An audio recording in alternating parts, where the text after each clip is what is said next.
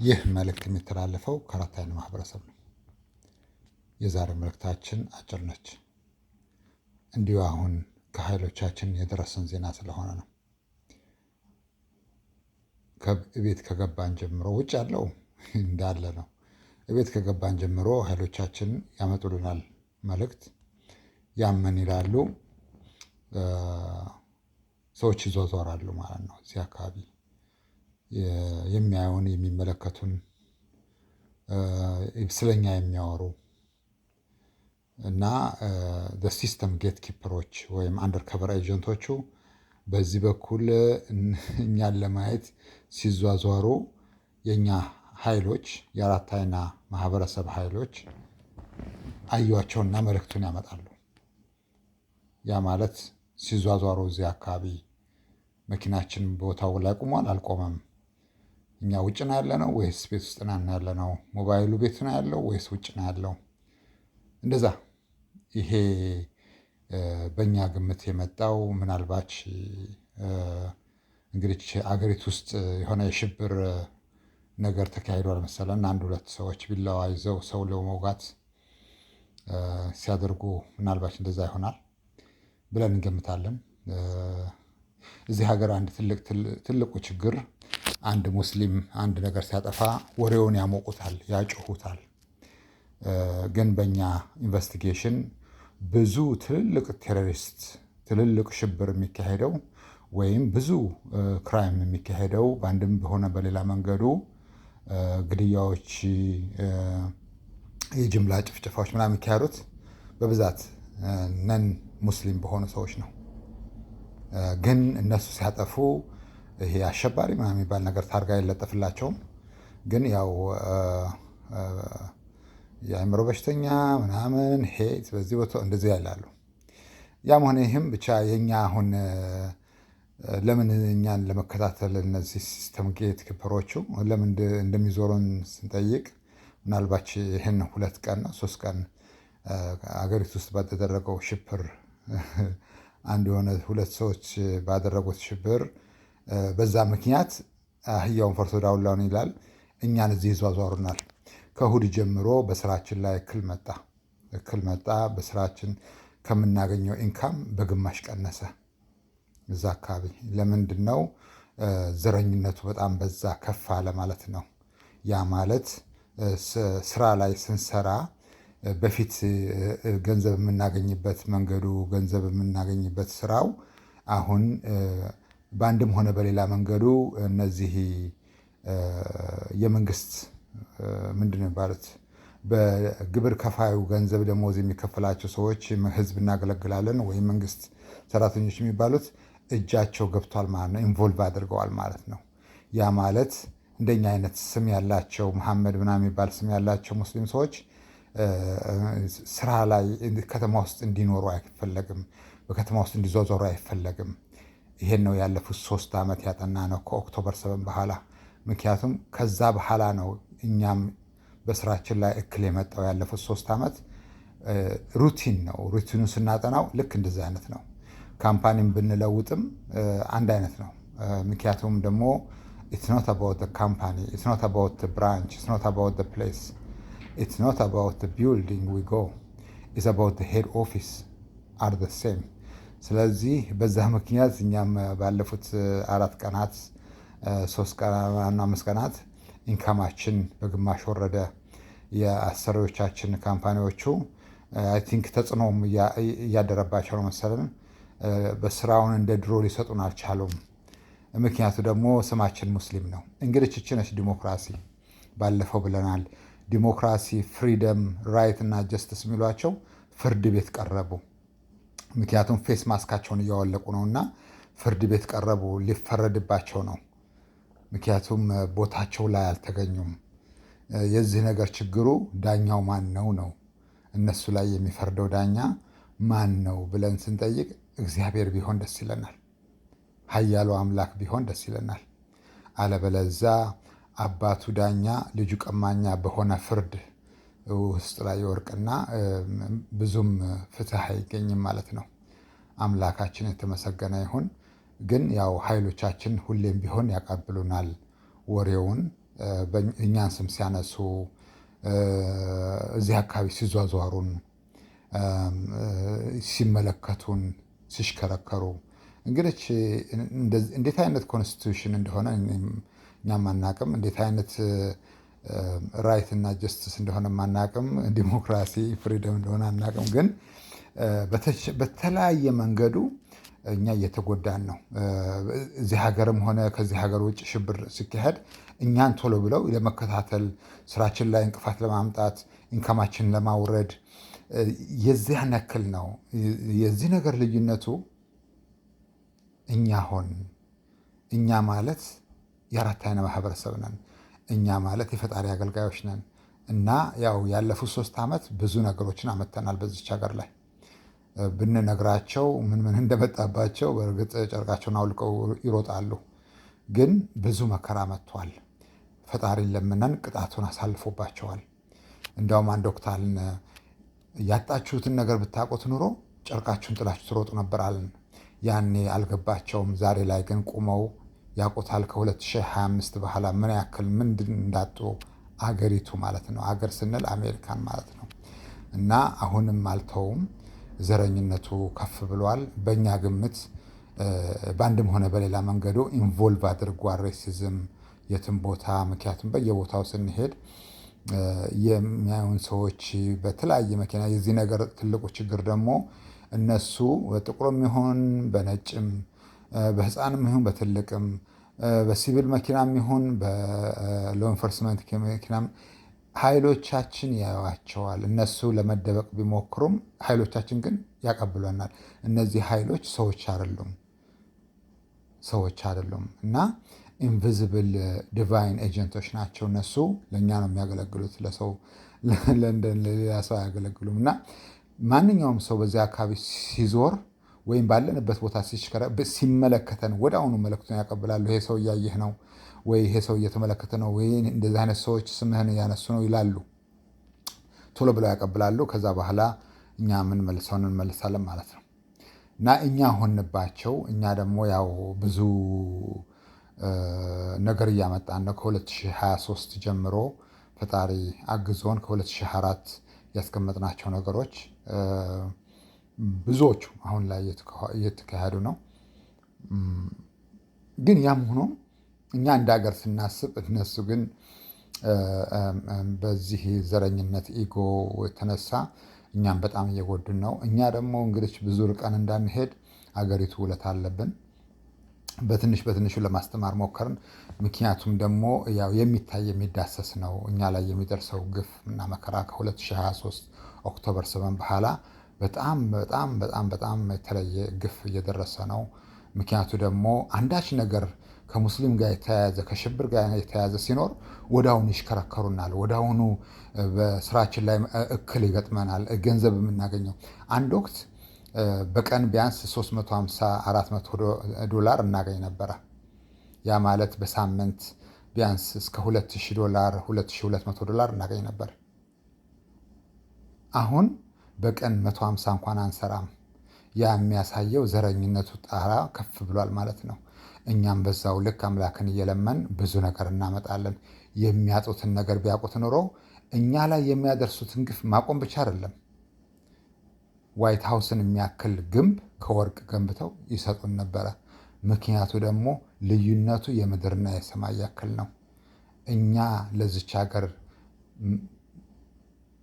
በረካ የምናመጣውን ወይም መዓት በእነሱ ላይ የምናመጣውን ልዩነቱን ቢያውቁት እኛን አይደለም መተናኮል፣ ቤተ መንግስት የሚያክል ትልቅዬ ቤት ከወርቅ ከጭቃ አይደለም ከወርቅ ገንብተው ቢሰጡ ያንስባቸዋል። እነሱ አላወቁንም። እኛ ግን ፈጣሪን እንለምናለን።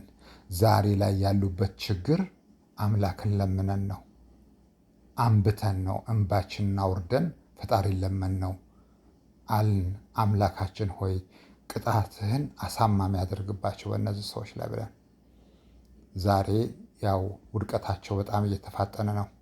ይዘገያል እንጂ አህያ ይጅብ ነች ይላል የኛ ሀገር ሰው። ግን በዚህ ከቀጠሉ ምናልባች ወደፊት አሜሪካ የምትባል ሀገር ሁሉ ላያዩ ይችላሉ። ምናልባች 1 5 ወይ 10 የሚባል ስህተቶች አሜሪካ ለስሙ ይቀሩ ይሆናል። ሌሎቹ በጠቅላላቸው የራሳቸውን መንግስት መስርተው እንደ አገር መኖር ይጀምራሉ። በዚህ ከቀጠሉ ነው። ይሄን ለማድረግ አምላክ አቅሙን ሰጥቶናል፣ አውቶሪቲውን ሰጥቶናል። እኛ እዛ ድረስ አልሄድንም። እኛ ሁሌም እንላቸዋለን፣ ዘረኝነትን አቁሙ። እኛ ላይ እየደረሰ ያለው ግፍ በአይን የሚታይ ነው። ልዩነቱ እኛን የሚመስል ሰው እቺ ሀገር አይታ አታውቅም ካሁን በፊት። ልዩነቱ እኛን የሚመስል ሰው ካሁን በፊት እቺ ሀገር አይታ ለማወቅ ብቻ ሳይሆን ገጥሟትን በህይወቱ አታውቅም። ለእኛ የተሰጠው ጸጋ ለአንድ ነጭ ቢሰጠው ኖሮ ዛሬ ምድር ትጠባው ነበረ። ምድር ትጠባው ነበር። ዋይት ሃውስ ጣራ ላይ ሁሉ ቁሞ ይጮህ ነበረ። እኛ የፈለግነውን ማድረግ እንችላለን። ማንገስም እንችላለን፣ ማውረድም እንችላለን፣ መንቀልም እንችላለን። ከስር አንዱም ትልቁ ስራ ስንሰራ የነበረው ነገርየውን ከፋውንዴሽኑ ክራክ ማድረግ ነው። ተሳክቶልን አደረግነው። አንዱም ትልቁ ስራ የሰራ ነው 10 ፒለሮችን ነጠቅናቸው እዚህ ሀገር ላይ ማለት ነው። ምናልባት 10ሩ ሁሉም ወይ በግማሽ ዋና የሚባሉ የጀርባ አጥንት ሊሆኑ ይችላሉ። አሁን የቆመ መስሎ ቢታይም ግን ሁሉም ፈራሽ ነው። ትንሽ አውሎ ንፋስ ነው የሚጠብቀው። የዛን ያክል ለዚህ ነው ቀደም ብለዋል በ2024 የሆነ 2023 ላይ ነገርናቸው። በጣም ሬሲዝሙ ሲበዛ የሚከታተሉን በየቢልዲንጉ፣ በየሱቁ፣ በየሾፑ፣ በየምናምን ሲከታተሉን አልናቸው፣ በዚህ ስራችሁ ከቀጠላችሁ ውድቀታችሁን እናፋጥነዋለን። ጠላቶቻችሁ ከሚቆፍሩላችሁ ጉድጓድ ይበልጥ እኛ እጃችንን ስናነሳ ውድቀታችሁ ይፋጠናል አልናቸው። ዛሬ ላይ ያውቁታል ምን ያክል እንደጠፋ። ዜና ላይ እንደሚቀርበው አይደለም። በኃያሉ አምላክ ስም እነግራችኋለን፣ ዜና ላይ እንደሚቀርበው አይደለም። የጠፋው ነገር ብዙ ነው። ከ2025 በኋላ የጠፋው ነገር ብዙ ነው። ከጃንዋሪ በኋላ ማለት ነው። እና ሁሌም እንላለን ተው፣ ዘረኝነቱ ይቅር፣ መጥፎ ነው። ራሳችሁ እንደ ተራራ ያሳክላችሁ የምታዩት ከሆነ እመኑን፣ ተራራው እኮ ካፈርና ከጠጠር የተሰራ ነው። እያንዳንዱን አንስተን ባዶ እናደርገዋለን። ያንን ያደረግነው እኛ ለዚች ሀገር ጠላት አይደለንም፣ ግን አምላክ ስህተት አልፈጸመም እኛና እዚህ ሀገር ሲመጣ። ምክንያቱም የብዙ ሰዎች እንባ ይታበሳል፣ እዚህ ሀገርም ከዚህ ሀገር ውጭም ይታበሳል። በእኛ ምክንያት ይታበሳል። እነሱ እኛ ላይ በሚያደርጉት፣ እኛ ደግሞ ፈጣሪን ስንለምን ውድቀታቸውን እያፋጠነ ነው የሚሄደው። አሁን በጣም በብዙ ነገር እየመጣባቸው ነው። እንዳልነው 70-75 ከመቶ የሚሆነው ተፈጥሮ ችን ሀገር አሳማሚ ቅጣት ይቀጣታል። ያ it will lead to ባለፈው እንዳልነው ከ60 እስከ 80 በመቶ እችን ሀገር ለቆ ይወጣል ህዝቡ ያልነው፣ እዛው ጋር ደግሞ ይከተላል። እንዳልነው አሁንም እቺ ሀገር እንደኛ አይነት ሰው አይታጣቅም። ምናልባት እኛ እዚህ ሀገር ስንመጣ ለፈተናም ሊሆን ይችላል፣ የሚሰሩትን ስራ ለማየትም ይሆናል። አምላክ አንድ ሀገርን አያፈርስም፣ አንድ ህዝብን አያጠፋም መጀመሪያ መልእክተኛ ሳይልክላቸው።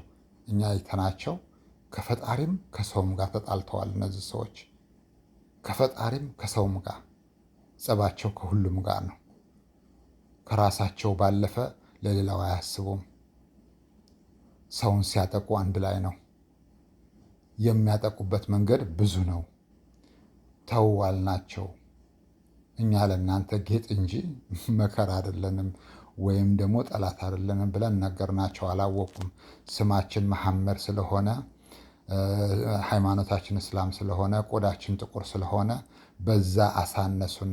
ምናልባች ፊታችን ትሪክ ሳያረጋቸው አይቀርም እና ነገርናቸው። ተው፣ ዘረኝነቱ ጥሩ አይደለም። እኛ ርቀን ከሄርን አገሪቱ ለወደፊት አሜሪካ የምትባል ሀገር እንዳትኖር ሁሉ ለማድረግ እንችላለን።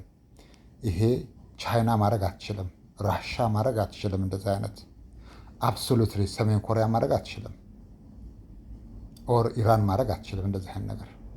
እኛ ግን ማድረግ እንችላለን። ለእኛ የተሰጠን ኃይል የሰው ልጅ አእምሮ ከሚያስበው በላይ ነው። አሁን እየኖራችሁበት ያላችሁት ብዙ ስራ ሰርተን እዚህ ያደረሰናችሁ ነው። ብለን ነገርናቸው፣ አልሰሙም። አሁንም እንናገራለን።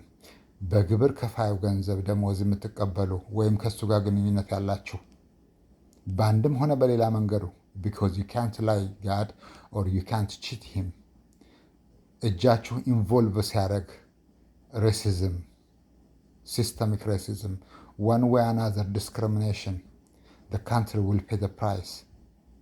The country will pay the price. It will be double. The nation will pay the price. The one you are living right now. አምላክ ጸጋውን ከእናንተ ላይ እንዲያነሳ ሁሌም ለምነ ነው አንስቶባችኋል። እላያችሁ ላይ ክብር የለም። አሁን ያያችሁ አይፈራችሁም። ያያችሁ አያከብራችሁም። ንግግራችሁ አይደመጥም። ጦርነት ሄዳችሁ አታሸንፉም። መሬት ጸጋዋን መስጠት ታቆማለች። ተፈጥሮ መከራ እንጂ መልካም ነገር ይዛችሁ አትመጣም። በዚህ ከቀጠለ ማለት ነው መጥፎ ነው። እኛ ሁሌም እንናገራለን። እኛ የምናውቀውን እናንተ አታውቁም። እኛ ጋር ያለው ነገር እናንተ ጋር የለም። እኛ የምናዛቸውን እናንተ አታዙም።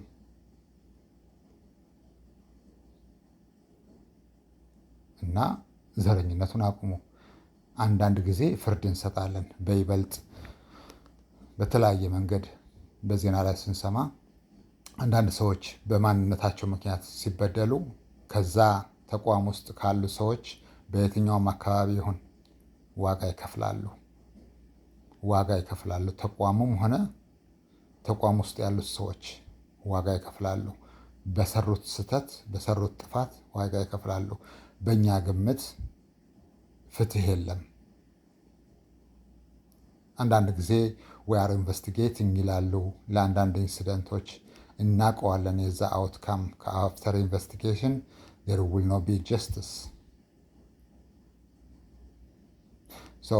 በዛ ምክንያት ሁልጊዜም ቢሆን ፈጣሪን ለምነን ኃይሎቻችን እናሰማራና justice will be done one way or another። ያንን እናንተ ማድረግ አትችሉም፣ ችሎታ የላችሁም።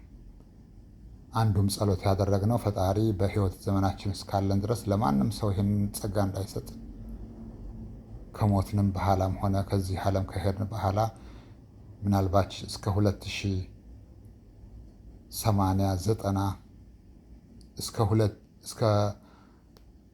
2105 2115 ድረስ እንኖራለን ብለን እንገምታለን። ፈጣሪ በሰጠን ቃል መሰረት ካለፍንም በኋላም ይሄ ጸጋ ለእንደናንተ አይነት ሰዎች እንዳይሰጥ ፈጣሪ ለምነነዋል። ምክንያቱም እንደዚህ አይነት ጸጋ ኃላፊነት ለጎደለው ሰው መሰጠት ብዙ እልቂትን ያስኬዳል፣ ብዙ መከራን በሰዎች ላይ ያመጣል።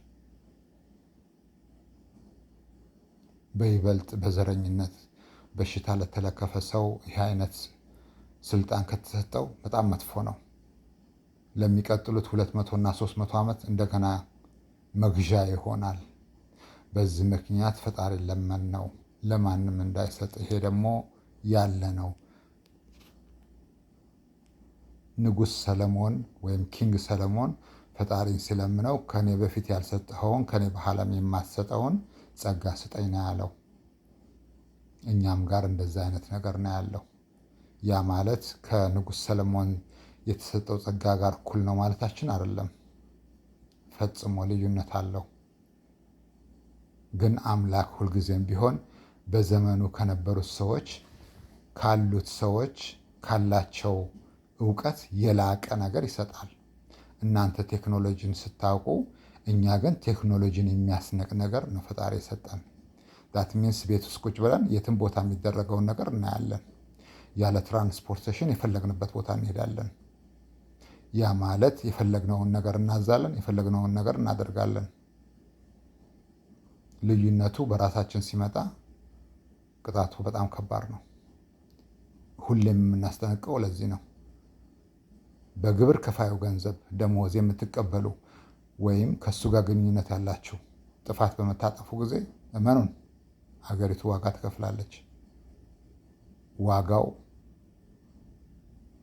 በእውነት ብታውቁት ኖሮ you will never do anything mistake። ከባድ ነው። አንዳንድ ጊዜ ጥፋቶች ይጠፋሉ።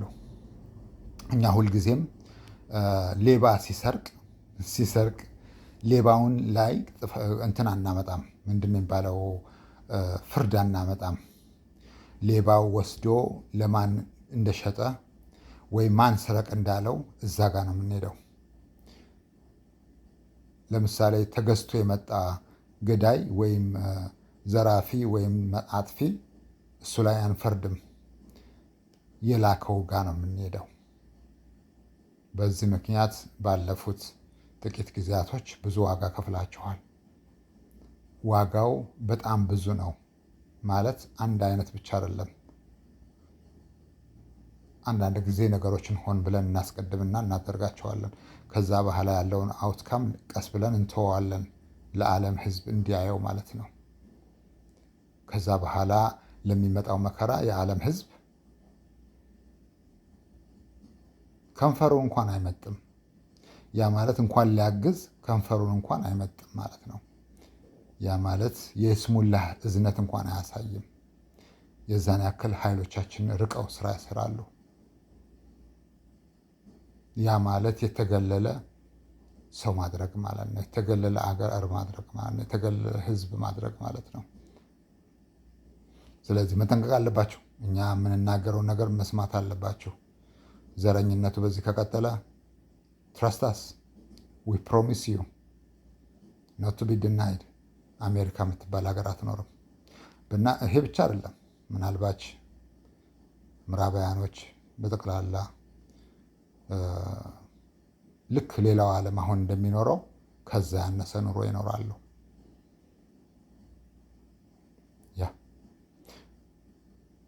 ለሱ ደግሞ 35 ሀገር መርጠን ያስቀመጥነው እሱ ነው። ዛሬ ላይ ዋጋ እየከፈሉ ነው። እመኑን። በይበልጥ ከ35ቱ 7ቱ ነው 5ቱ 7ቱ ብንል ይሻላል። they are paying the price, huge price። እንዲያሳልፉት እንኳን አላደረግንም። they are paying now። እና እንደዛ ነው ያ መከራ የሆነው። እነሱ ባጠፉት ቀጥታ እነሱ ጥፋቱን አላጠፉም፣ በአንድም ሆነ በሌላ መንገዱ ግን ኢንቮልቭ ስላደረጉ ነው። ስለዚህ መጠንቀቅ አለባችሁ። ዛሬ የምታጠፉት ምናልባት ዛሬ ቅጣቱ ላይ በጣም ይችላል፣ ግን it will come። ሁሌ የምናስጠነቀው እንድታውቁት ነው። የዝምድናችንን ነው። ይህ ምክር የሚተላለፈው ይህ መልእክት የሚተላለፈው ከአራት አይነት ማህበረሰብ ነው። የዛሬው መልእክታችንን እዚህ እናቆማለን። ልቦና ፈጣሪ ይስጣችሁ። ዘረኝነት አገርን ያጠፋል። መጠንቀቅ አለባችሁ። ሰዎች ሲያጠፉ በጥፋታቸው ሊቀጡ ይገባል። ኤግዛክትሊ ያን ሰው ብቻ ማለት ነው። ያን ሰው ዘሩን፣ ሃይማኖቱን አይታችሁ ሌላ ስም መስጠት በህግ ያስቀጣል። ህግ ስለማይኖራችሁ በእኛ በኩል ግን ምህረት የለውም። ሲራጅ ደረሰኝ ምህረት የለውም። እመኑን። በአንድም ሆነ በሌላ መንገዱ ይከፈላል። ዋጋው ይከፈላል። ብዙ ነገር አሁን ባለፉት እንኳን በዚህ ወር ውስጥ እንኳን አይተን በዚህ ወር ነው ባለፈው ወር አይተን አንዳንድ ዋጋዎች ተከፈሉ። ያ ማለት ፍትሃዊ ሳይሆን ቀርቶ አይተነው ዋጋ ተከፈለ። it should be አይን ለአይን ነው አይደለም? ነው በእኛ በኩል አይን ለአይን አይደለም ነው። 10 ሳንቲም ለወሰደ 100 ብር ነው የሚከፈለው። 10 ሳንቲም ለወሰደ 100 ብር ነው የሚከፈለው።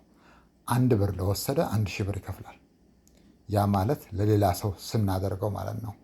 በእኛ ሲመጣ ደግሞ 1 ብር ለወሰደ 1 ሚሊዮን ብር ነው የሚከፍለው። 1 ሚሊዮን ብር ይከፍላል። ከባድ ነው ማለት ነው። እናንተ አሁን አታውቁትም ይሄ ምን እያለ እንደሆነ። እንዲሁ ብናስረዳችሁ ግን በእውነቱ ጨርቃችሁን ትላችሁ ትሮጣላችሁ። የተከፈለው ዋጋ ማለት ነው። ጉርሻን ለነጠቀ እርሻው ይነጠቃል። እፍኝን ለነጠቀ እልፍኙ ይነጠቃል። ያንን ነው ስናደርግ የነበረው። አምላክ ስህተት አልፈጸመም እኛን እዚህ ሲልከን፣ በእኛ ግምት ማለት ነው። ያለፉት 3 ዓመት ብዙ ነገር ነው ያጣ ነው። በምንም መኩል እንኳን ቢሆን ልክ እሱን አትችሉም ብለን እንገምታለን እኛ ካስቀመጥንላችሁ መንገድ ውጭ። ግን ውድቀታችሁ ይፋጠናል። እመኑን። ራሳችሁ እንደ ተራራ አሳክላችሁ ከሆነ ተሳስታችኋል። ውድቀታችሁ ይፋጠናል። ይልቅንስ ቶሎ ነቅታችሁ ስራችሁን አስተካክሉ። የበደላችኋቸውን ሰዎች ይቅርታ ጠይቁ። የአእምሮም ሆነ የአካል እስር ቤት ውስጥ የከተታችኋቸውን ፍቱ፣ ካሳ ካሱ። ያ ሲሆን ምናልባች ወደፊት የሚመጣባችሁ መከራ ይቆም ይሆናል። መንገድ ላይ ያለው አይደለም፣ ወደፊት የሚመጣ ብዙ ሰዎች በስቃይ የሚኖሩት መስራት አቅቷቸው አይደለም፣ በደል በዝቶባቸው ነው። ይህ መልእክት የሚተላለፈው ከአራት አይነ ማህበረሰብ ነው። እናመሰግናለን። ቻው